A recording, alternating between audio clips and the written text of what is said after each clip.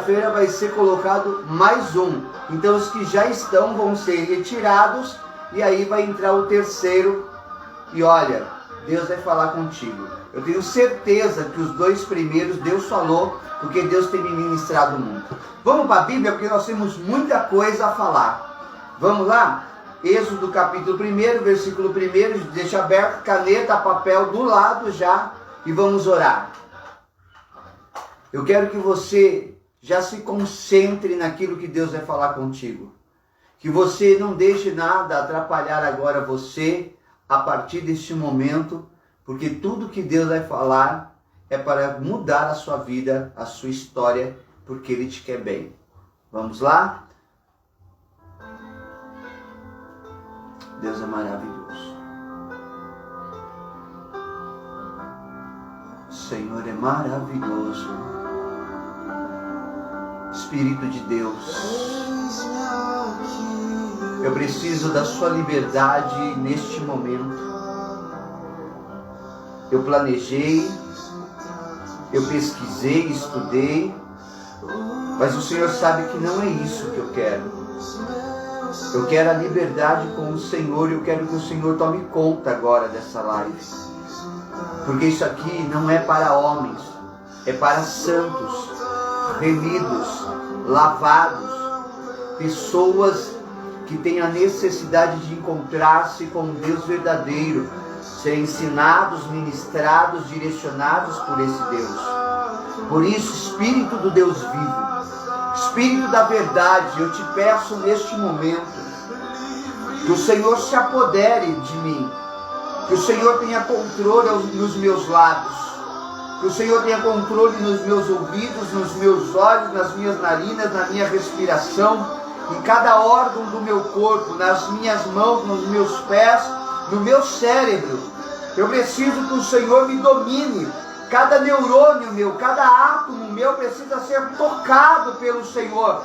Eu preciso da sua manifestação para executar aquilo que o Senhor determina. E eu quero, Senhor, da mesma maneira que o Senhor atinja lá, faça lá, ministre na vida de cada pessoa que está pelo Instagram e pelo Facebook. Que essas pessoas sejam impactadas, tocadas nesse sábado. É dia 29, Deus. 29 de maio. E nós estamos próximos de uma virada de mês. E eu quero que esse próximo mês de junho seja estrondoso. De maneira espiritual principalmente. E de uma maneira física e material. Mas o espiritual tem que ser primazia, Deus. Então eu quero te pedir agora que o Senhor traga sobre nós da sua excelência de sabedoria, de entendimento, de discernimento, de palavra, de convicção, de fé, e fala conosco. O Senhor é o mestre neste lugar.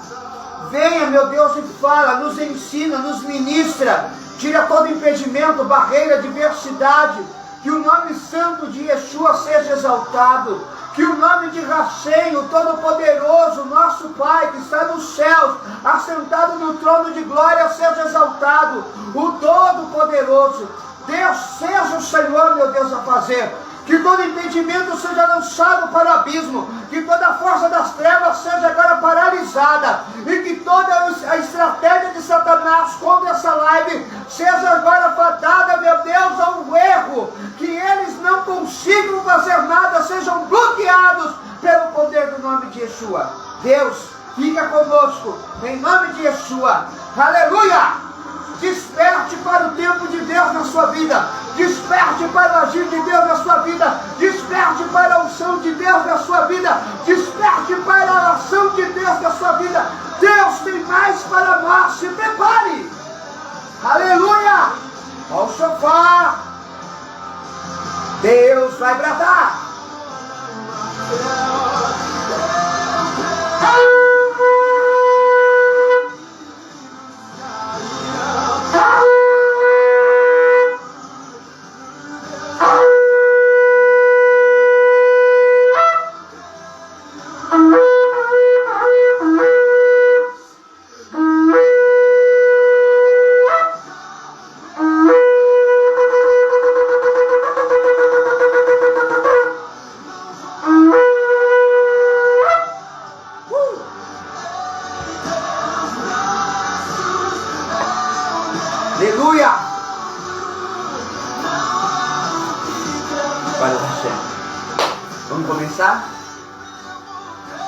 4:15. Aleluia. Deixa eu te ensinar já uma coisa. Quando nós abrimos o livro do Êxodo, eu preciso te fazer uma pergunta. Qual é o nome deste livro? Muitas pessoas não sabem. Se eu te perguntar qual é o nome deste livro, sabe? Pega uma outra Bíblia para mim. Qualquer uma. Pode ser a sua, qualquer uma. Quando nós abrimos a nossa Bíblia, esse livro, ele tem um nome. E esse nome, ele representa algo.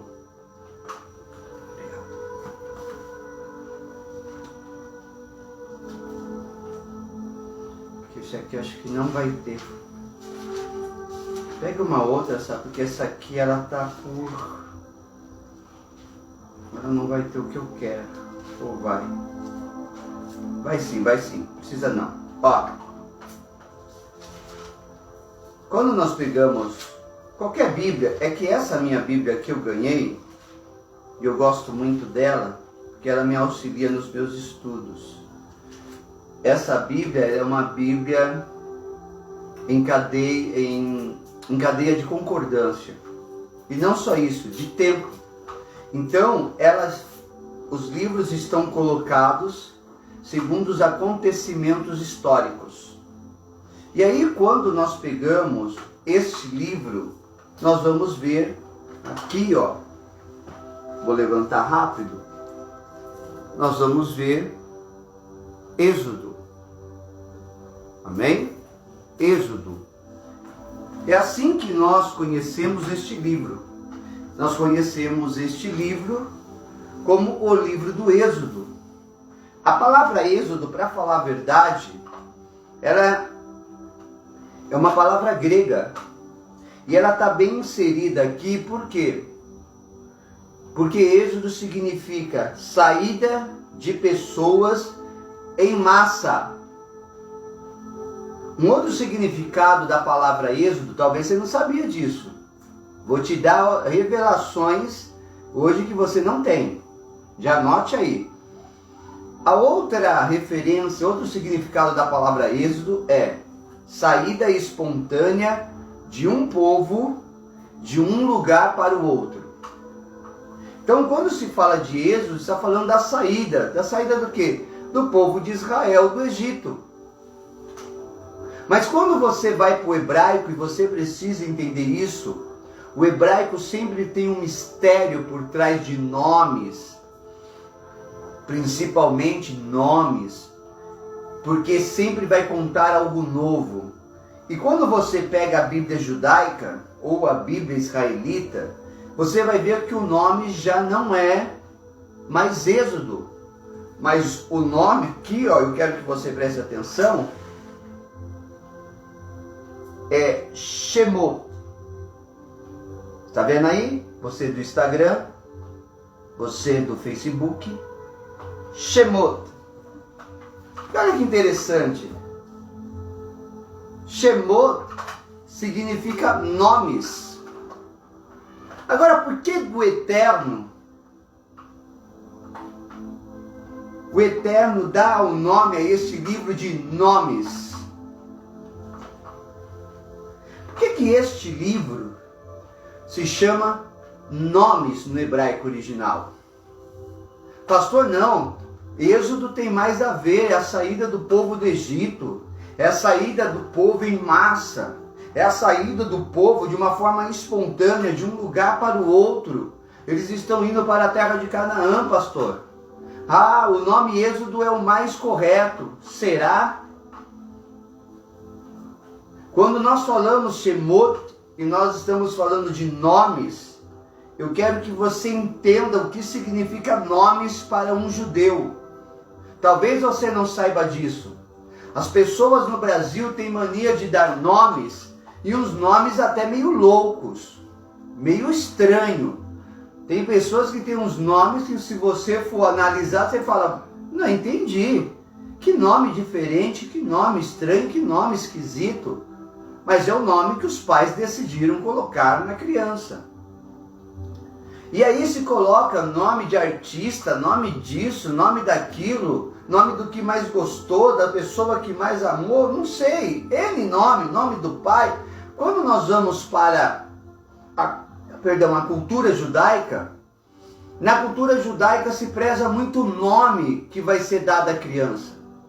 E se pensa durante meses no nome que vai ser dado. E por que isso? Estou falando de Shemot. E por que isso? Porque é uma preocupação com o nome que vai ser dado. Os judeus, eles dizem, eles acreditam que o nome que é dado ao filho vai ter um poder sobre a vida da criança. Vai ter um poder sobre o nome da criança, sobre a vida da criança. Esse nome que vai ser dado vai trazer algo para a criança no decorrer da história dela, que vai significar muito.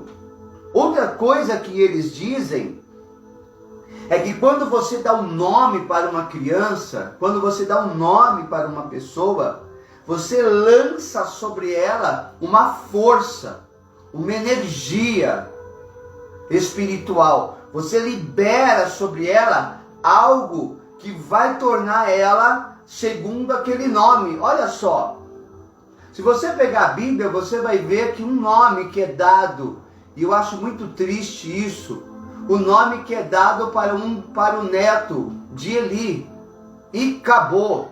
A mãe dá o nome porque a glória de Deus foi embora. Olha o peso do nome sobre essa criança. Ninguém mais ouve falar nessa criança. Ninguém mais sabe quem é essa criança. Ela vem de uma linhagem sacerdotal, mas ninguém nunca mais ouviu falar nessa criança. Imagina todas as vezes que alguém olhava para ele e chamava ele, e acabou. E aí todo mundo, quando estava dizendo isso, estava dizendo: ei, a glória de Deus foi embora, vem aqui. Toda vez que falava-se o nome dele, lançava-se esse peso, porque acabou significa foi-se a glória de Deus. Todo nome judaico tem um significado. Então, se eu quero dizer que a glória de Deus foi embora, eu vou dizer, e acabou. Você entendeu isso? Os nomes têm um peso sobre a criança. Outra coisa que eles dizem, estou falando de Shemot, do livro do Êxodo, do segundo livro da Bíblia. Eles dizem que o nome exerce sobre a criança uma enorme influência, tanto na essência quanto nas características da criança. Olha só a importância do nome dentro de uma cultura judaica. E eles vão dizer mais, que quando eles dão nome para um filho, para uma filha, há uma preocupação. Qual é a preocupação? A preocupação é que essa criança tem uma missão na terra dada pelo Eterno. E o nome vai simbolizar essa missão. E o que eles fazem? Eles oram a Deus e pedem que o Espírito Santo, o Ruach HaKodesh, fale com eles e dê o nome que é para dar à criança. Olha que lindo! Pais, mães, será que nós nos preocupamos com os nomes que nós damos aos nossos filhos? Onde eu fui pesquisar no hebraico o nome da minha filha e eu fiquei interessado. Por quê? O nome da minha filha é Sabrina. Sabrina no latim é princesa. No hebraico, se você for pegar princesa, é Sara. Ó, Sara. Quer dizer que o nome Sabrina tem alguma coisa de Sara, e mais do que isso, diz que é uma flor de cacto espinhoso. Quer dizer, por fora ela é arredia, por fora ela tem espinhos, por fora ela se defende, mas por dentro ela tem uma essência pura e ela também tem uma essência agradável. Olha que lindo! Interessante, né? Por fora ela tem uma defesa, mas por dentro ela tem uma sensibilidade. E incrível que a minha filha é assim. Fiquei até espantado quando eu fui ler. Então, quando se fala de nomes, eu preciso entender por que esse livro, Êxodo, para nós, no hebraico, Shemot, que significa nomes, é tão interessante para nós. Quando eu falo de nomes, eu estou falando de identidade. Marque isso, identidade. Identidade significa o seguinte: conjunto de características que distingue uma pessoa ou uma coisa e por meio da qual é possível individualizá-la. Quer dizer que são características que a pessoa tem que vão torná-la única. A identidade de cada um é diferente um do outro. Vou até tomar agora um suquinho enquanto você anota isso. Baruch. Então, quando Deus ele olha para o povo está saindo, e esse livro vai chamar Shemot, vai chamar nomes.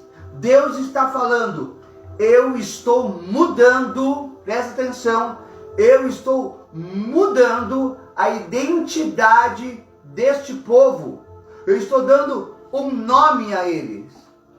Êxodo capítulo 1, ou Shemot capítulo 1, versículo 1, o livro começa assim: estes são os nomes.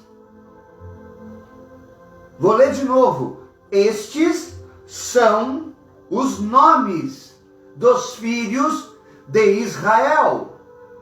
Sabe o que Deus está falando? Eu pego o meu povo, que tinha uma identidade escrava, que estava lá sendo escravo aproximadamente 260 anos, eles não ficaram escravos 400 anos, queridos. Tira isso da cabeça. Eles ficaram no Egito 430 anos, alguns vão dizer, outros vão dizer 400. Vamos lá, tanto faz um quanto o outro. Eles não ficaram escravos durante 430 anos. Não, eles ficaram exatamente 260 anos, se eu não me engano. Amém? 260 anos. Por quê? Porque esse período de quando eles chegaram até José, a morte de José, uma outra pessoa reinar no Egito, ainda assim o nome de José era conhecido, e o povo dele, o povo que desceu com o Isaac, com o terceiro patriarca, ainda estava sendo preservado. Quando entra um faraó que não conhecia José, e aí é longo isso, eu vou pregar isso outro dia, te ensinar claramente sobre isso. Quando ele pega e esse faraó aparece, surge, toma o poder e não ouve, nunca ouviu falar de José, não foi ensinado sobre José, ninguém falou de José para ele, ele vai oprimir o povo. Então o povo fica dentro do Egito escravo 260 anos aproximadamente. Ó, coisas que você não sabia, hein? O que significa Êxodo, porque o nome não é Êxodo, mas é Shemot no hebraico, que significa, e você também não sabia talvez dos 430 anos, que não são todos esse tempo de escravidão. Vamos lá. Esses são os nomes dos filhos de Israel que entraram no Egito com Jacó. Cada homem veio com sua casa: Reuven, Shimon, Levi, Judá, Issacar, Zebulon, Binamim, Dan, Naphtali, Gad e Asher. Parou aqui. Então o que nós precisamos entender é que esses homens entraram com uma identidade e agora no Egito eles se corrompem. Como que eles se corrompem?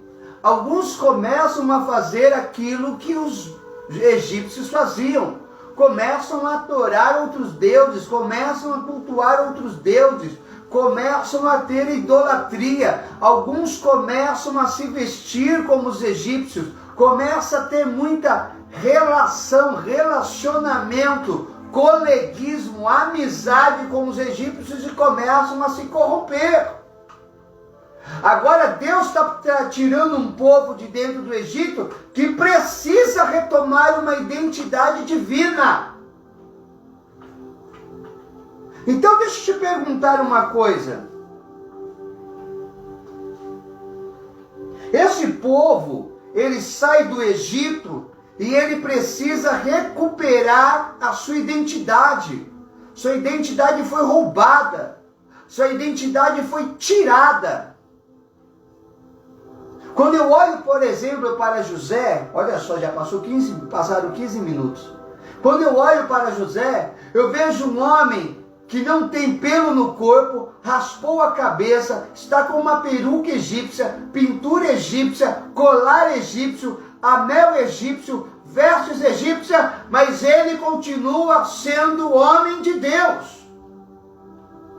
Foi colocado esse ornamento sobre ele, mas ele não mudou quem ele era. Havia muitos descendentes de Israel, ou se você preferir de Jacó, havia muitos descendentes no Egito que por fora estavam como judeus, melhor como israelitas, mas por dentro eles estavam se corrompendo como os egípcios. Perderam a identidade. José, Jacó, melhor, Yosef, nunca perdeu a sua identidade. Ele se manteve o mesmo, íntegro, reto e adorando somente a Deus. Então, quando nós olhamos, a pergunta é: quem é você? Quem sou eu? Qual é a sua identidade nessa terra? Neste mundo? Qual é a sua identidade? Será que a sua identidade foi perdida? Será que você está em crise de identidade, não sabe quem você é, está tentando saber? Ou será que você sabe, se posiciona segundo a identidade que Deus te deu? Quando eu pego, por exemplo, a vida de algumas pessoas, eu percebo que a identidade que ela tem, ela sabe muito bem, ela não se perde. Yeshua diz: eu sou filho de Deus, eu sou um com o Pai, eu sou o Mashiach, o Salvador, o Cristo, eu vim para morrer na cruz por vocês, eu vou ressuscitar ao terceiro dia. Ele sabe quem ele era, sabe quem ele é. Ele nunca ficou com crise de identidade. É quem eu sou. Até quando o diabo foi lá e foi falar com ele no deserto: se tu és o Filho de Deus, dá ordem a essas pedras para se transformarem em pães e come. Sabe o que ele está falando? Será que você é quem você diz que você é? Será que realmente você é o Filho de Deus? Em Jesus não havia crise de identidade. E você quer que eu te diga? Tem muitas pessoas que são crentes que estão hoje com crise de identidade. Não sabe quem é. Outras perderam a sua identidade. Se corrompeu com o mundo. Eu vou te mostrar isso na Bíblia. Quem eu sou? Quem você é? A Bíblia diz que nós somos filhos de Deus. O filho, ele tem um parâmetro. Ele tem uma referência. Está ouvindo, pais? O filho tem um padrão, uma referência. Quem? O pai e a mãe. Se o filho não acha nos pais uma referência, ele vai procurar no mundo. Por quê? Porque não há uma identidade. Nós somos filhos não do mundo, não da mentira, não do diabo. Nós somos filhos de Deus. Temos um parâmetro, temos uma referência. Segunda coisa, nós somos aqueles que temos um propósito gigantesco na terra dado por Deus. Nós não somos qualquer um. Você não é qualquer um. Eu não sou qualquer um. Eu tenho um propósito de Deus na minha vida gigantesco que vai se cumprir. Terceira coisa, quem você é? Você representa o Deus Todo-Poderoso na terra. Ser um representante de Deus diante do mundo e diante das hostes espirituais, tanto do bem quanto do mal. Quem mais eu sou, pastor? Eu sou povo de Deus, eu sou povo adquirido, nação santa, sacerdócio real, e eu sou geração eleita. Olha quantas coisas eu tenho que entender que eu sou, e se eu perco isso, eu perco a minha identidade, e eu começo a me misturar com o mundo. Sabia disso?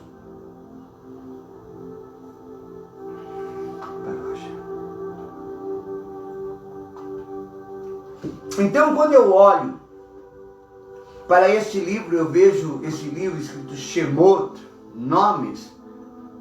Eu vou pegar um nome que é incrível, e você vai entender como o nome tem um peso sobre a criança. Por exemplo, Esther. Esther era o nome dela? Esther era o nome dela? Ou foi um nome assírio? Esther era o nome dela? Sim ou não? Não. O nome dela era Hadassah. Ela foi chamada de Esther porque era um nome lá da época, do reinado da Assíria. Mas o nome hebraico dela era Hadassah.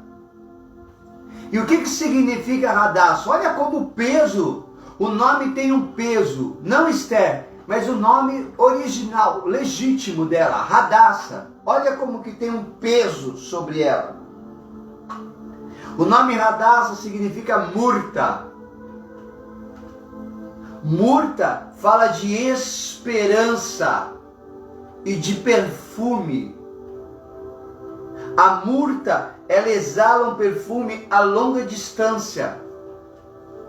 Então, quando eu falo sobre essa mulher chamada Hadassah, eu estou falando de uma mulher que ela exala a esperança, e essa esperança atinge longas distâncias, de uma forma agradável.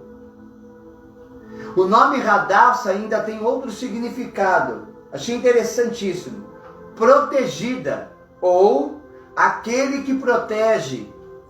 Ela foi protegida pelo Todo-Poderoso. Ela era protegida do Eterno. Ela se tornou rainha porque o Eterno determinou, porque o Eterno quis, e porque o Eterno precisava dela lá naquele reino, numa posição, num status grandioso para proteger o seu povo.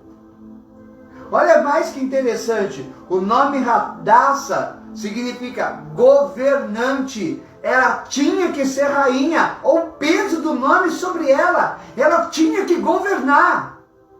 Você entende isso? Então, quando se deu o nome de Hadassah, se estabeleceu sobre ela um peso espiritual, uma missão divina.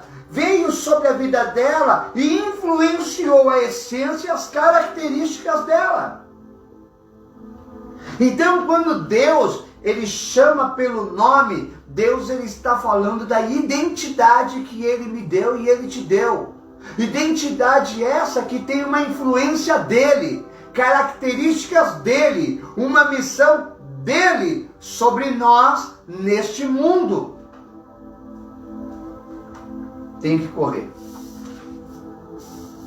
Então eu vejo, queridos, que tem pessoas que se deixam levar pelo mundo, perdem a sua identidade, se corrompem. Pessoas que acabam deixando o Egito, a Babilônia dominá-las. Livro de Ruth, pega aí, livro de Ruth, preciso correr.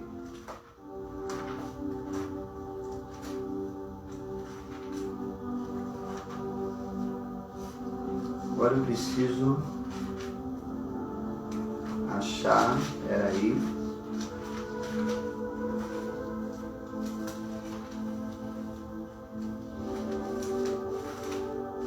Onde que tá? Lá.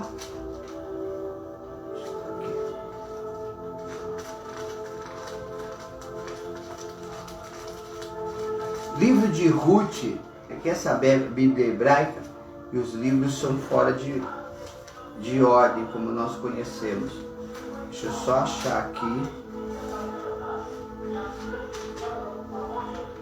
Olha o carro da pamonha.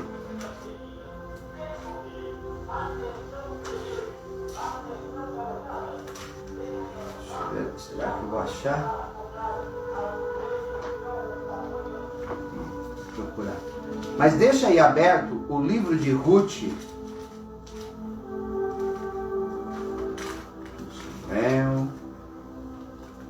Aqui. Não. Eu vou achar aqui. Mas deixa aí aberto o livro de Ruth. Nós vamos ler o capítulo de número 1. Ruth, capítulo de número 1. E nós vamos ler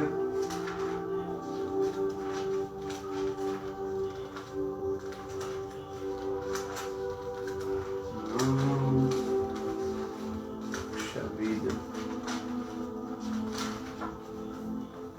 tinha aqui tudo, queria ler com você.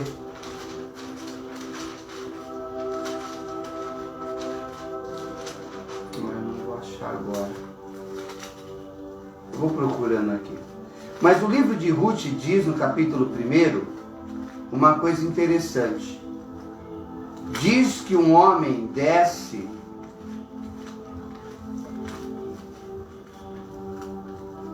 para um lugar chamado Moabe.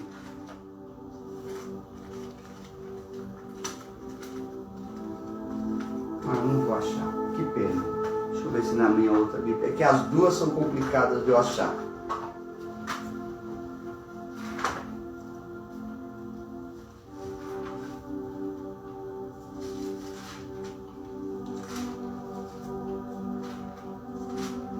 Diz que um homem desce.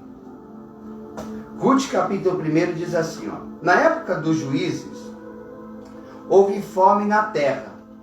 Que terra? Belém. Na terra de Israel, houve fome. E aí diz, um homem de Belém de Judá, com a mulher e os 2 filhos, presta atenção.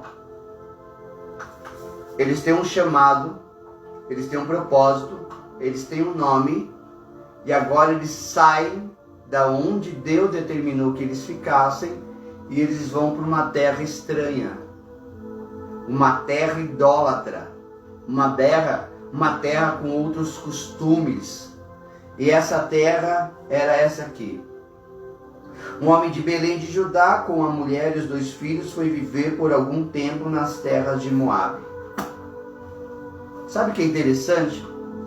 Na terra de Moabe eles se corrompem, porque os filhos acabam se casando com pessoas moabitas, com mulheres moabitas. E havia uma determinação de Deus sobre o povo de Israel. Qual? Não se misturem. Não entrem em julgo desigual. Não se misture. Israelita casa-se com israelita. Não é para você casar com pessoas de outros povos. Por quê? Porque você vai se misturar, e quando você misturar, você vai começar a fazer o que eles estão fazendo. É aquela velha história. Não deixa. Ele é do mundo e eu vou namorar com ele, não tem problema nenhum, eu vou trazer ele para a igreja. É? Me fala quantas vezes isso deu certo. Hã? Ou quantas pessoas saíram da igreja por causa de um relacionamento assim? Então, quando nós olhamos e vemos os pais se corrompem porque permitem os filhos se casarem com pessoas do mundo. se casaram com as moabitas. E graças a Deus que Ruth se converte. Mas Orfa vai embora depois da morte de Malom e Quilion. Elimeleque morre, Malom morre, Quilion morre, e aí você conhece a história. Mas o que eu quero que você entenda, que eles se corromperam, os filhos desse homem. E da onde que veio esse povo chamado Moabe? Olha só, da onde que veio esse povo chamado Moabe? Veio exatamente daqui. Gênesis, abra aí comigo, Gênesis, capítulo de número 19. Gênesis, capítulo de número 19, versículo 30. Em diante diz: Ló subiu de Zoar e viveu nas colinas com suas filhas, pois temia permanecer em Zoar. Em algumas Bíblias, é que a minha está no hebraico, está escrito Zoar, e na sua Zoar. Ele e suas duas filhas viviam em uma caverna. A primogênita, preste atenção nisso e grife na sua Bíblia. A primogênita disse à mais nova: Nosso pai está velho e não há nenhum homem na terra para agir conosco da forma comum no mundo. Você entende isso aqui, né? Está falando de relacionamento íntimo. De relação íntima. Venha, olha o que ela diz. Eu quero te mostrar como as filhas de Ló estavam corrompidas por Sodoma. Diz assim, ó: venha, vamos dar vinho a nosso pai, quer dizer, vamos embebedá-lo. Elas sabem que a bebida entorpece. Elas sabem que a bebida causa algum dano na mente e tira a pessoa de si. Por quê? Porque elas viram isso acontecer diversas vezes nas festas que elas iam em Sodoma e Gomorra. Aí diz: então dormiremos com ele. Então dormiremos com ele. Olha que mentalidade suja e diabólica. E dessa forma daremos descendentes a nosso pai.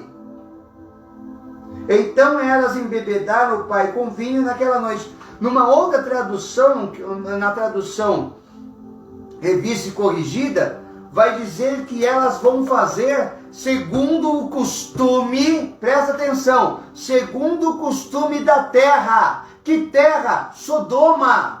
Segundo o costume que elas estavam acostumadas a viver, elas vão fazer agora com o pai. Se corromperam, se perderam, perderam a identidade, começaram a ser quem não deveriam ser. E o que tem de crente perdendo a identidade, se corrompendo com o mundo? Preciso terminar. Quer dizer que elas estavam fazendo segundo o costume do lugar que elas viviam. Ah, pastor, mas o lugar corrompe. Não corrompe, não. Daniel foi levado para a Babilônia, diz a Bíblia. E na Babilônia, Daniel, lá ele tinha uma identidade. Ele foi levado para a Babilônia, mas ele não se corrompeu, ele não se perdeu. Pelo contrário, ele não teve crise de identidade. No meio do caos, ele não ficou buscando quem ele era. Ele sabia quem ele era no meio das situações difíceis. Ele não ficou procurando ser quem as pessoas diziam que ele tinha que ser. Ele foi quem ele tinha que ser, porque ele era aquilo que Deus determinou. Ele não tinha crise de identidade, ele não perdeu a identidade. Quem tem crise de identidade fica querendo que as pessoas digam para ele: ai, você é importante, você é bom, você é único, você é excelente. Quem tem que saber disso é você, e não precisa que os outros digam. Pare de ficar sendo o que os outros estão falando que você tem que ser. Seja homem de Deus e mulher de Deus, segundo os preceitos do Eterno. Quando eu olho isso, eu vejo pessoas em crise de identidade. Ah, porque a vida é curta e eu não sei o que eu faço, o que eu vou ser. Seja o que Deus mandou. Pastor, como que eu vou ser como Deus mandou? Aqui, ó. Bíblia. A Bíblia me mostra quem eu sou. Então, quando nós olhamos isso e nós vemos as coisas acontecerem com Daniel, nós vamos entender uma coisa: ele não se corrompeu, ele continuou sendo o mesmo, ele manteve a sua identidade, ele manteve quem ele era. Em nenhum momento ele se corrompe com as coisas do mundo, com as coisas da Babilônia. Porque o que tem de gente que se corrompe e depois fica dando desculpa, mas é o meio que eu vivo. Daniel vivia no meio dos corruptos e não se corrompia. Vivia no meio dos sujos e não se sujava.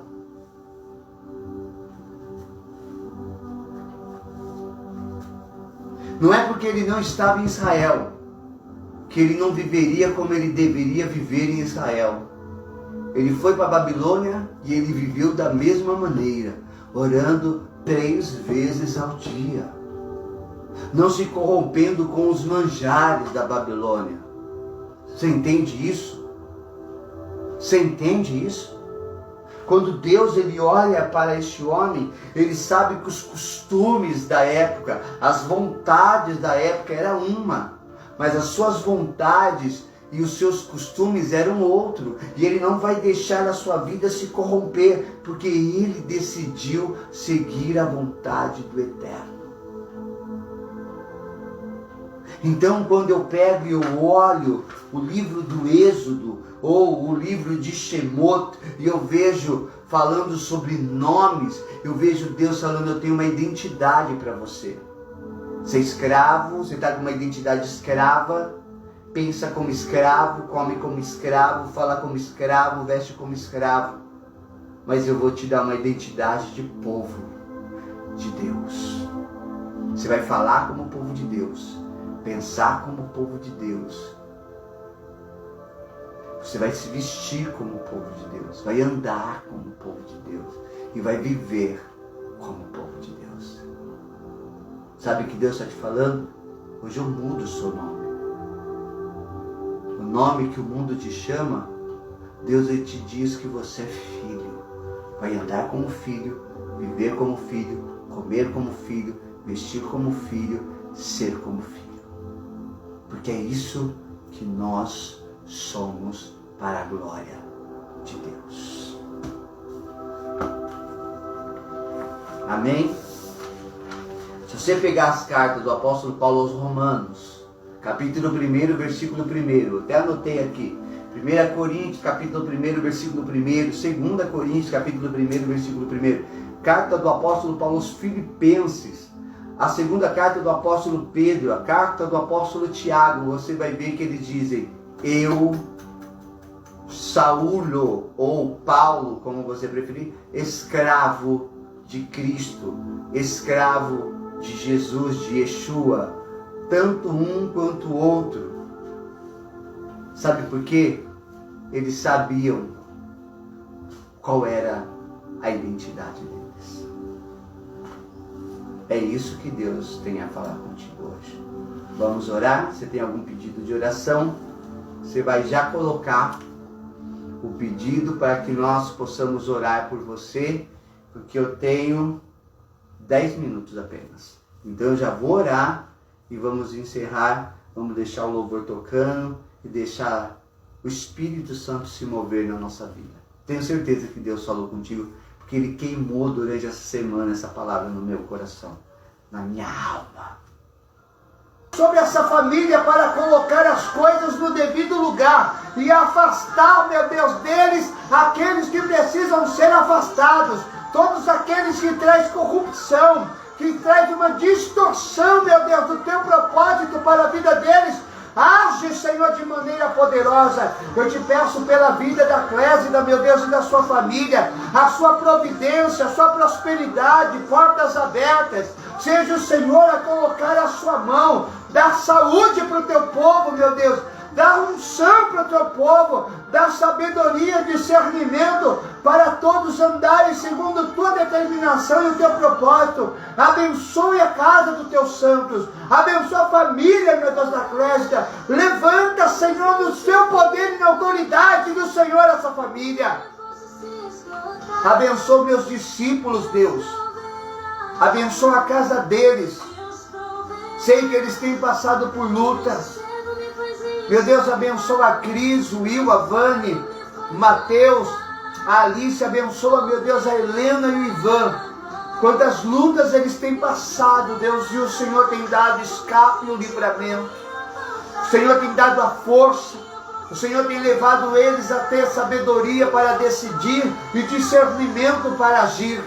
Abençoa a vida do William, a vida também do Tiago. Seja a sua mão sobre a vida deles.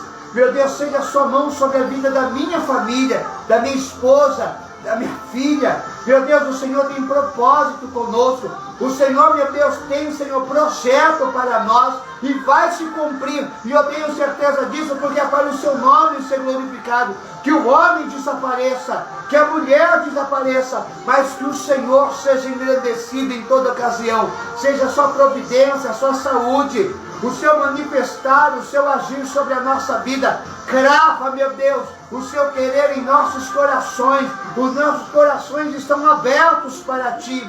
Tira-nos, Senhor, do pecado, da sujeira, da imundícia. Tira a soberba, meu Deus, a altivez. Tira a procrastinação da nossa vida. Nos leva a caminhar determinados a viver o Teu propósito, Pai. Deus, abençoa a vida do pastor Anderson e sua família, a pastora Amanda e o Henrico. A vida, meu Deus, do pastor Rodrigo Rosa, meu mentor. Abençoa a vida deste grande homem de Deus, a pastora Gisele. Também o Mateus e o Diguinho. Deus, abençoa a vida dos teus santos. Seja o Senhor operar, meu Deus. Seja o Senhor conosco. Abençoa a vida do pastor Roberto Torguilho, do pastor Francisco, pastor Aloísio, pastor Eduardo Brasil. Seja o Senhor sobre o eterno. Hazako Baru Beshem Yeshua Hamashia. Seja forte e abençoado em nome de Yeshua Hamashia, de Jesus Cristo. Shalom, shalom. Baruch Hashem. Fica com o eterno. Aleluia.